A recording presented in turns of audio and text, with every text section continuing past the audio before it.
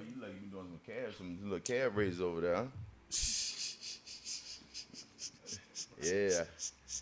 All right, man. You ready? You ready for this shit? Yeah, I'm ready. All right, man.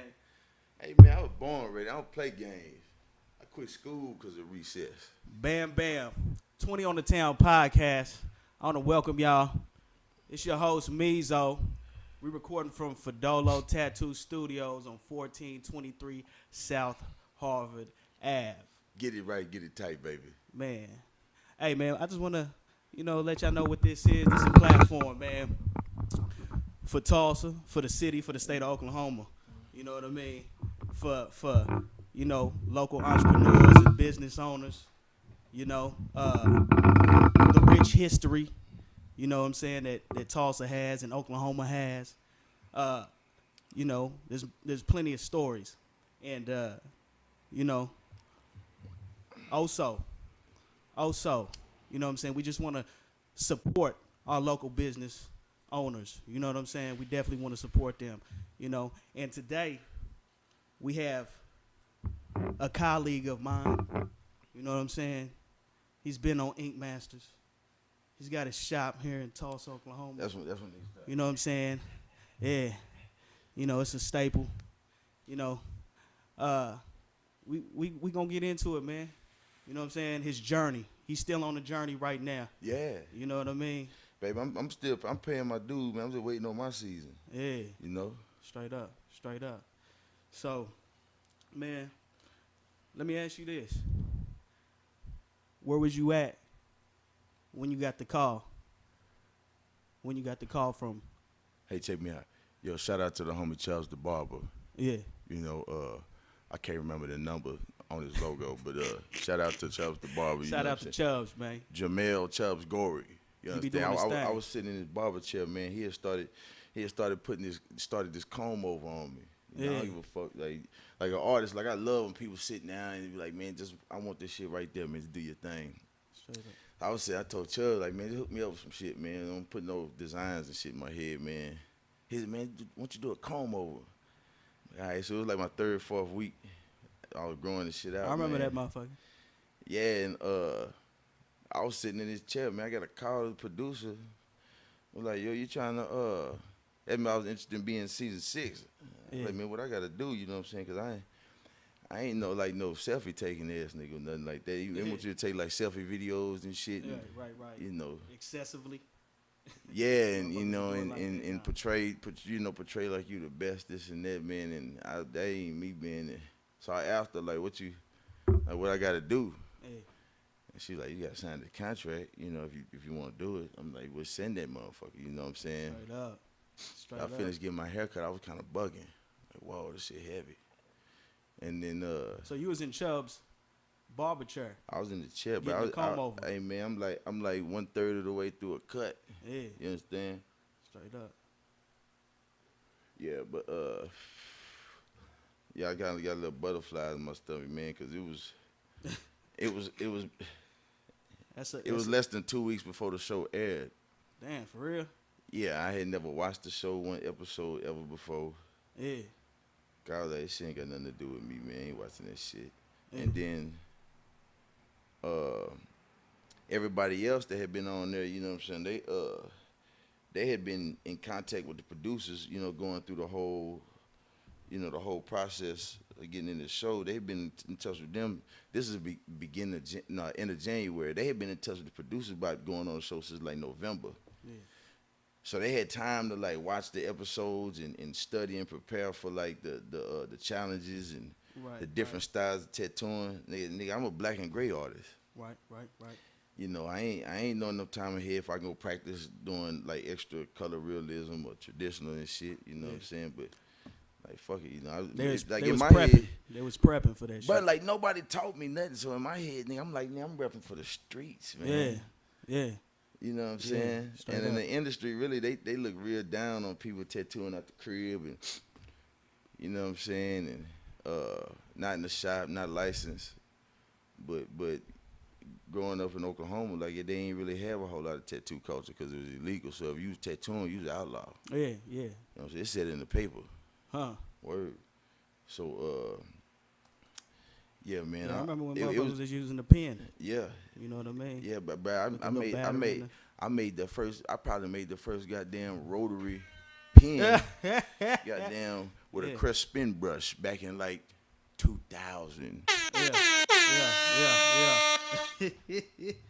Hey man, so what was your first like piece of artwork or canvas that the first person I ever tattooed? Well, what was the first piece that you was proud of, like that you felt like? I knew you was gonna say that.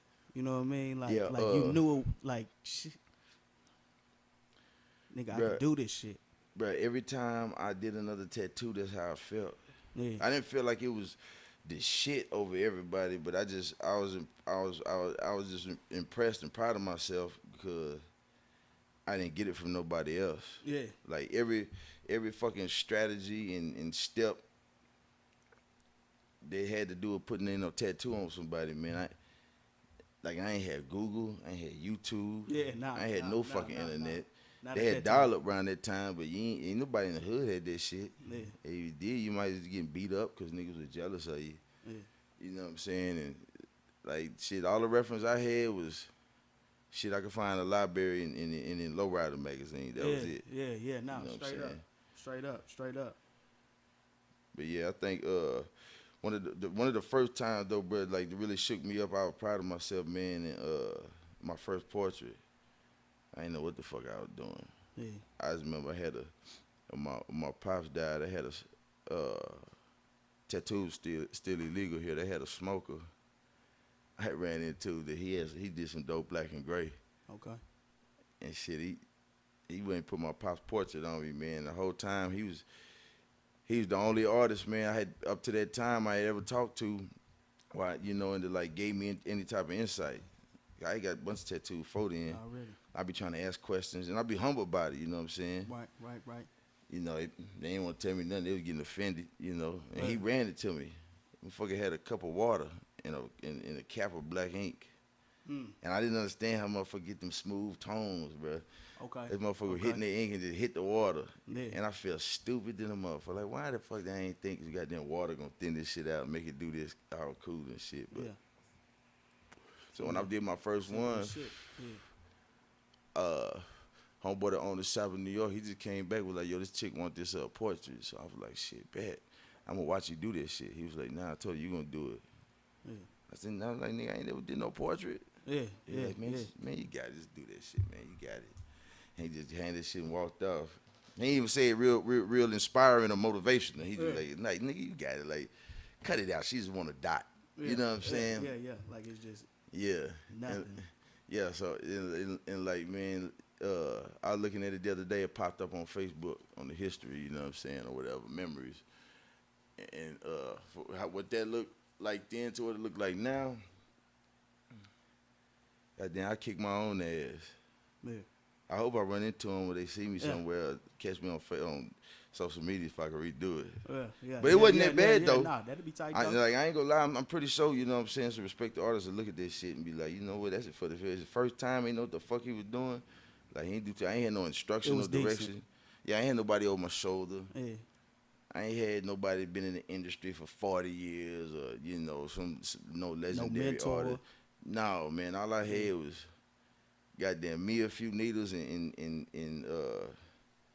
you know, some it's a little herbal tea. A coffee. Straight up. Sip me a little coffee, man. So is you pro cannabis? Pro cannabis, man. I appreciate the earth, man. You know what I'm saying? Definitely.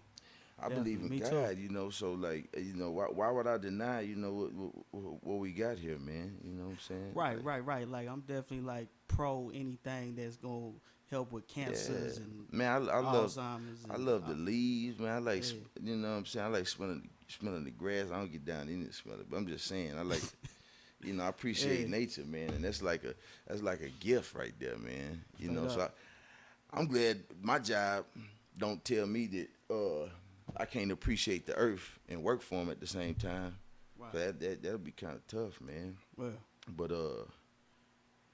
yeah, man, that shit'll make the world great. Yeah. You know? Straight up. I feel the same. I mean, so how was it like being on national television though? You know what I'm saying? Like how that feel? Just being on there. My main, you gotta understand, like it was 18 people, and then including me, and half of them, it was Master versus Apprentice. So half of them people, they been tattooing, 15, 20, 30 years or whatever.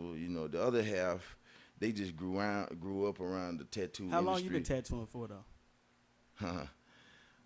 Man, how people to describe, I started scratching when I was 14. Okay. You know what I'm saying? But I just wanted to put that out there for the people right quick, but we can get back to this. Yeah, man. I did. How it felt. I was being 14, on TV. Man.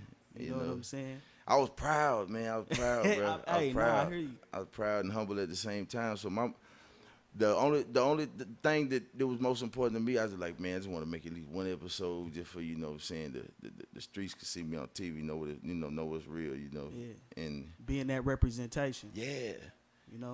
And like by me making it 6 episodes, like I've been competitive my whole life, but that was tough. You know what I'm saying? But yeah, I seen you. From a nobody, like, you know what I'm saying? I was tattooing and goddamn every part of the house at one time. Hey. Man, I didn't know what the fuck I was doing, man. So to get an opportunity like that, that's like when cats be it been a couple of times they didn't grab the cat out the grocery store, the coach or something, just because he see this big motherfucker walking through Walmart. Yeah. They grab him up, holler at him, have him come to the camp. Niggas in the league now. Yeah. NFL, you know what I'm saying? Straight up. That's how I felt. But I appreciate it all.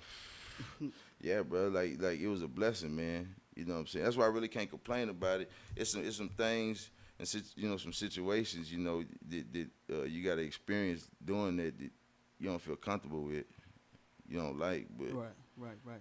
I mean, yeah, they apply some pressure on there. Yeah, you know what I'm saying. But my skin thick, man. So I ain't really affected like that. But Speaking of that, I seen you on the Redemption. You know what I'm saying? And I seen that little plastic chick. Yeah, you know what I'm saying? You can just refer to her as an ism. Ism. Yeah. Yeah, later on we'll look in the book and I'll show you what that mean. But okay. We can just call her ism because I ain't about to promote that bitch by saying her name. Yeah. But shouts out to her though, cause she always drop my name on satellite radio, Sway in the morning. Shout out to Sway. Yeah, hey. I need to run into that nigga, man, cause that bitch done dropped my name so many times, man. I know he gotta know who I am. Be a citizen, baby. Yeah. But on here, you a colleague. You know what I mean? Word. 20 on the Town podcast, man. Toast, baby. Toast time. You hear this with double cup toast. This for the town. This double cup toast. That's what it sounds like. Ain't no tinking. Ain't got no glass. Cause they don't sell glass cups at the corner store. 20 on the Town podcast, styrofoam cups coming soon. What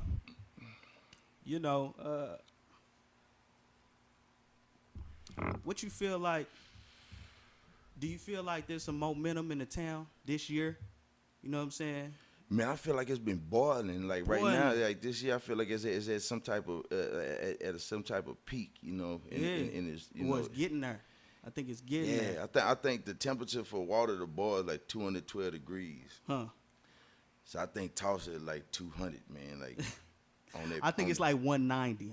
I ain't gonna give it 2 yet. Okay. But I think it's on its way there. I got a problem. With giving out a little extra. But me, I like to give hope. So you know what I'm saying. Me too. If you might make it to a 7 before you die, I'm gonna tell you, nigga, you got a 10 in you. You know. You know what I mean? Yeah, Sometimes it make people shoot too high, man, but fuck it, Yeah, straight up, though. Shit. Yeah, man. So, and I feel like you're a part of that movement, you know what I'm saying, of the momentum in the town, you know what I'm saying? You kind of like one of the forefronts, you know what I'm saying? Especially being a local business owner, you know what I mean? You branding yourself, branding for Dolo Tattoo, you know what I'm saying? what's it like being on them tours, man? You know what I mean? When you shoot out to Chicago, when you shoot out to Austin, when you be in Puerto Rico and shit. Hey, man, I be for Dolo, man. Yeah. Straight up one deep. Yeah. That's it, man. Yeah. You know what I'm saying? Ain't hard to spot me out. I know it. I'm just saying like that, you know what I'm saying? In this industry, you know, it ain't segregated, but you know, it got parts this catered to more than others, you know what I'm saying? And even speaking on black artists, you know, some of them had that potential, you know what I'm saying? But they never get the opportunity to excel with it. Like some of the doors ain't open? Yeah, and then there's a lot that don't have as much potential as the ones that didn't get exposed, but they get the right, you know, exposure, you know what I'm saying? Right. So then that's what, you know, the world looks at as a black artist. Mm. Yeah. You know what I mean? So I try to cut that shit short, man. Yeah. Straight up. Yeah. You know what I'm saying? It's people every walk of life, man, doing a little bit of in their hands a little bit of everything. But they embrace you though. Huh? They embrace you though. They got no choice. You know what? I'm an amazing human. Hey, it ain't easy to be amazing, man. Like this. No. Yeah, man. This shit just came out the atmosphere, man. You know what I'm saying? I'm blessed with it, man. I feel like I got a lot of positive energy flowing out of me, man. That way anybody might have a problem with me, man. They just, you know, they might need a little help and prayer. Shout out to Fidolo Tattoo. You know what I'm saying? He definitely out here branding himself. Shout out to 20 on the Town podcast, man. This is the first session, man. Shout out to Finally Focus. Kito. Finally. Hello. You know what I'm saying? Hey, man, I got to draw you some dope shit because I like doing Fs. Yeah. I can do some super dope Fs. Yeah. I ain't about to put no focus. I'm just going to put finally with the little target thing where you be looking through the camera to focus in on. For sure. I hope I remember. We're going to have to play this back because I'm going to forget. It's all good, baby. Shout out to them flowers. Word. Yeah, I mean. Word. Hey. That's Kito, ladies and gentlemen. We out. 20 on the Town podcast, man.